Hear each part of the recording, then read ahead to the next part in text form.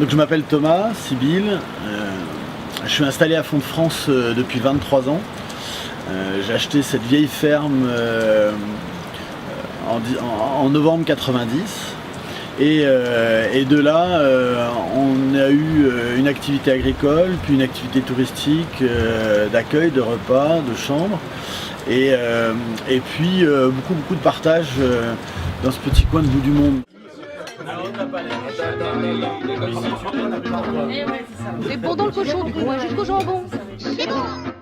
La rate et les rognons, la queue en tire-bouchon. C'est bon.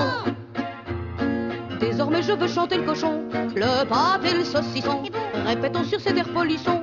Qui c'est qui est bon, c'est le cochon, c'est bon. La France.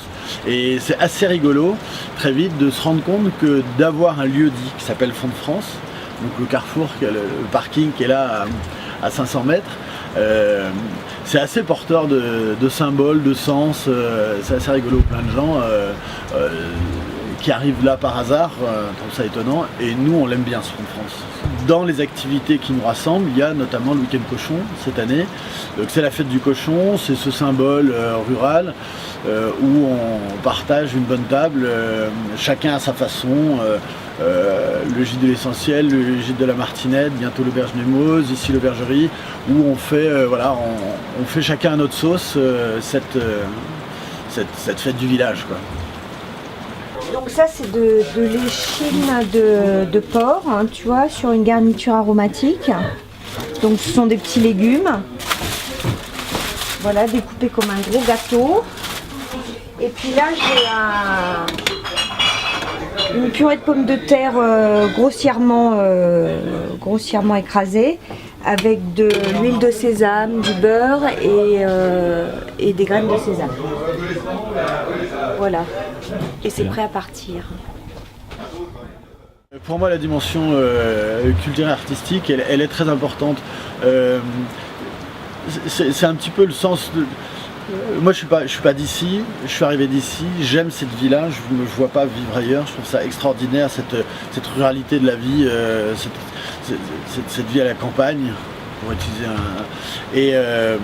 et en même temps, il a fallu que je m'invente une histoire là-dedans. Et je trouve ça très intéressant d'inventer des plats tous les jours, de changer notre menu tous les jours, d'inventer cette énergie de la création, toute proportion gardée, toute ambition mise de côté. C'est une énergie très positive pour moi. Le lien avec le cochon à Font-de-France, il prend plusieurs tournures cette année. Il y a la petite histoire qui est naissante de Radio Font-de-France, qui est donc un groupe de 15-20 personnes habitant la région de Font-de-France, qui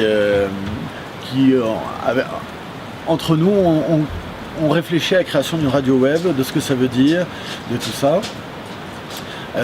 C'est vraiment un truc gratuit et culturel qui nous rassemble. Chacun il fait ce qu'il sait y faire ou il apprend ce qu'il ne sait pas encore y faire. Et le moment du week-end cochon cette année, ça donne une espèce de consistance culturelle où effectivement on partage avec les gens de Culture Ailleurs qui viennent nous raconter leur histoire, leur proposition de regarder notre chez nous avec un regard nouveau.